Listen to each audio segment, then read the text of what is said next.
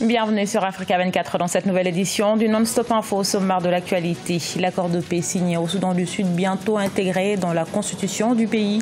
Le comité national d'amendement de la constitution mis en place à 21 jours pour établir le cadre juridique pour son intégration. L'heure est au dépouillement des votes à Madagascar après le premier tour de la présidentielle ce mercredi. Les opérations doivent durer environ 2 semaines avant l'annonce des résultats définitifs. Dans ce journal, nous reviendrons sur les défis de ce scrutin. Et en République du Congo, les entrepreneurs du secteur agro-pastoral et halieutique en quête de meilleures conditions de travail. Malgré la faible présence de l'État, ils renflouent les marchés des grands centres urbains tels que Brazzaville et Pointe-Noire. C'est un pas en avant vers la concrétisation de l'accord de paix signé au Soudan du Sud. Le comité national d'amendement de la Constitution dispose de 21 jours pour établir le cadre juridique mis en place pour sa mise en œuvre et son intégration dans la Constitution avec comme principal objectif mettre un terme à 5 années de crise. Corinne Kamsefem. Pendant 21 jours, le Comité national d'amendement de la Constitution du Soudan du Sud rédigera et complétera un projet de loi portant amendement de la Constitution afin d'incorporer le pacte de paix dans la Constitution de transition. Les travaux du dit comité se sont ouverts le 5 novembre à Juba. Pour le président du comité, Gikara Gibara, ce début de mise en œuvre de l'accord récemment signé entre le président Salva Kiir et son adversaire Riek Machar va porter des fruits. C'est en effet un début positif et encourageant pour les travaux du comité reconstitué alors que nous commençons à assumer notre rôle très critique. Nous attendons avec intérêt des délibérations fructueuses. Le nouvel accord de paix prévoit une pré-transition de 8 mois qui a débuté à la date de signature, soit le 12 septembre, suivie d'une transition de 3 ans avec au bout des élections. Par ailleurs, le docteur Riek Machar est réhabilité dans son poste de vice-président. Aussi, pour éviter tout favoritisme sur la base ethnique, un comité délimitera les États fédéraux qui devront respecter les territoires des tribus. Cette fois-ci, il y a eu plusieurs mesures qui ont été proposées. C'est un accord de paix qui a beaucoup de profondeur au plan social et politique et qu'il a vraiment beaucoup de chances de réussir. Le Comité national d'amendement de la Constitution du Soudan du Sud accomplira les tâches nécessaires à la préparation de la période de transition et à la formation du gouvernement d'unité nationale de transition revitalisé. Ce comité comprend les représentants de tous les signataires de l'accord de paix.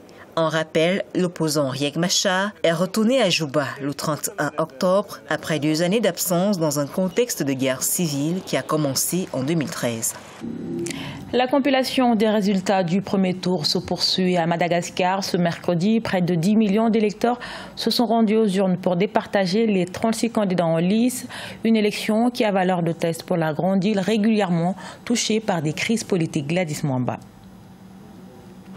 Quel que soit le vainqueur de l'élection présidentielle du 7 novembre à Madagascar, les défis restent les mêmes. Permettre à tous l'accès à l'eau et à l'électricité, lutter contre l'insécurité et contre le chômage et créer des emplois, telles sont les priorités dans ce pays où la plupart des 25 millions d'habitants vivent sous le seuil de pauvreté et où plus de 53% de la population est âgée de moins de 20 ans. Les jeunes sont les premiers à espérer un changement important en vue d'un avenir meilleur. J'ai dû arrêter d'aller à l'école et chercher du travail parce que mes parents ne pouvaient pas payer mes frais de scolarité. La situation économique malgache reste fragile. 5 ans après la fin de la crise politique qui a secoué le pays de 2009 à 2013. Pourtant, la grande île bénéficie de nombreuses richesses naturelles telles que sa faune exotique, sa vanille de luxe et son bois de rose. Mais pour les électeurs, le redressement économique du pays dépendra de la vision du prochain leader. Avec chaque nouveau président, la vie est devenue de plus en plus difficile. Et c'est pourquoi je vais voter dans l'espoir que nous aurons un bon président, mais une personne ayant une vision pour les jeunes. 9 903 913 électeurs seront appelés à départager dès le 7 novembre une trentaine de candidats en lice. Le nom du vainqueur sera connu à l'issue du second tour, le 19 décembre 2018. Améliorer la productivité agricole, agro-sylvopastorale, tel est l'objectif du plan directeur sur la recherche agricole du Congo. Un plan dont la réalisation se heurte à certaines difficultés, notamment chez les particuliers confrontés au manque de formation du personnel dans les fermes, mais aussi à la nécessité d'obtenir des investissements pour accroître leur production alimentaire. À Brazzaville, les précisions de notre correspondant Deva Panzo. Dans le village de Ngania, situé à 397 km au nord de Brazzaville, un particulier a installé un verger, des étangs, un cheptel bovin, une porcherie, une bergerie et même des dindes. Tous ces produits sont destinés à la commercialisation à Oyo, situé tout proche, et à Brazzaville. Nous avons démarré depuis 2013 avec un effectif de 20 reproducteurs. Et en tout et pour tout, nous avons produit au total plus de 1500 dindes. Bon, ces dindes sont beaucoup plus destinées à la consommation. À Brazzaville, nous avons des marchés beaucoup plus ciblés, les restaurants, les hôtels et puis le marché en général.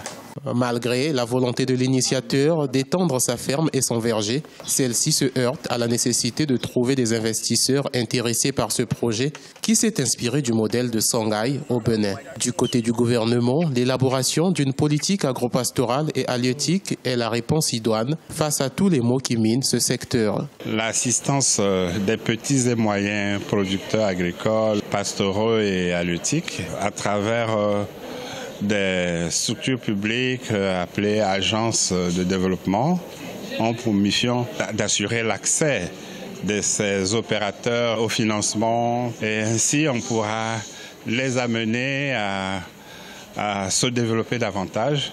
À Ngania, comme partout en République du Congo, où des volontés individuelles se sont engagées à développer des activités agropastorales, la formation du personnel dans les fermes agricoles et animales demeure aussi un défi majeur pour l'atteinte des objectifs assignés. Les traitements anticancéreux, notamment la chimiothérapie, peuvent entraîner la perte de la totalité des cheveux. Heureusement, les initiatives se multiplient pour aider les patients. Au Caire, la capitale égyptienne, un coiffeur offre des perruques adaptées au traitement aux enfants atteints de cancer. Cette initiative qui redonne le sourire influe directement sur le processus de traitement. Vinanoda. Cette pathologie touche aussi bien les adultes que les enfants. Il s'agit du cancer. Les traitements contre le cancer peuvent entraîner la chute partielle ou totale des cheveux. En Égypte, un barbier du nom de Sameh Salam aide les enfants à gérer ces effets secondaires en leur offrant gratuitement des perruques en fibres médicalement adaptées. Bien sûr, Dieu m'aide à payer cela avec mon propre argent. Mon père vend des perruques et il a pu me trouver des endroits où je peux les acheter. Avant de les offrir aux enfants, j'ai demandé quelles étaient les spécifications requises pour les patients atteints de cancer. Ça m'a permis de connaître les exigences des médecins. Lara Mostafa est atteinte de cancer à 5 ans. Ses parents ont fait appel à Sameh Salam pour lui permettre de retrouver ses longues mèches noires. Après des mois de séances de chimiothérapie suivies d'une perte de cheveux, Lara Mostafa retrouve le sourire. Cette initiative devrait se répandre. Honnêtement, elle est belle et certains parents pensent même que ces choses sont plus importantes que le traitement. Le traitement psychologique représente 50% du traitement du cancer. Le moral de l'enfant est extrêmement important pour le processus de traitement. Vous ne savez pas comment Lara a été touchée par le problème de ses cheveux. Le barbier a actuellement aidé une dizaine d'enfants sans l'aide des principales institutions de cancérologie. Il a lancé cette initiative après avoir visionné sur les réseaux sociaux le bonheur que ces perruques peuvent apporter aux jeunes patients. Dans le reste de l'actualité, ils sont au service de la promotion de l'africanité. Maury Fondio et Jean-Laurent Ziekone sont deux artistes peintres ivoiriens. Si les œuvres du premier ressortent les valeurs africaines comme la solidarité et l'harmonie dans les relations humaines, le second, lui, fait la promotion des croyances africaines et du respect des générations précédentes. Reportage de notre correspondant Oliva Jacotan. La cinquantaine, l'Ivoirien Maury Fondio se définit comme un artiste peintre libre. Du haut de ses 27 ans de carrière, ses œuvres font la promotion des valeurs ancestrales africaines comme la solidarité, la chaleur familiale, l'abnégation des femmes au travail et les bienfaits des relations humaines. Grâce à un style diversifié empreint de symbolisme, du figuratif et de l'abstrait, il possède près de 1000 tableaux. Les conseils que je donne à travers les tableaux, bien les suggestions pour les familles, pour les relations humaines, sont encore utiles aujourd'hui. Donc c'est surtout sur ces valeurs-là que je suis. Voilà, parce que moi je crois vraiment que l'humanité puisse un jour être unie ensemble pour vivre dans la paix en tant que famille universelle. Ça, j'y crois fortement. Enseignant et formateur depuis 2006 au Centre des Arts Appliqués de Bingerville, Jean-Laurent Ziekone fait également partie des peintres défenseurs des valeurs ancestrales africaines. Très prolifique, l'architecture traditionnelle, les divinités et bien d'autres sujets sont abordés par ces tableaux.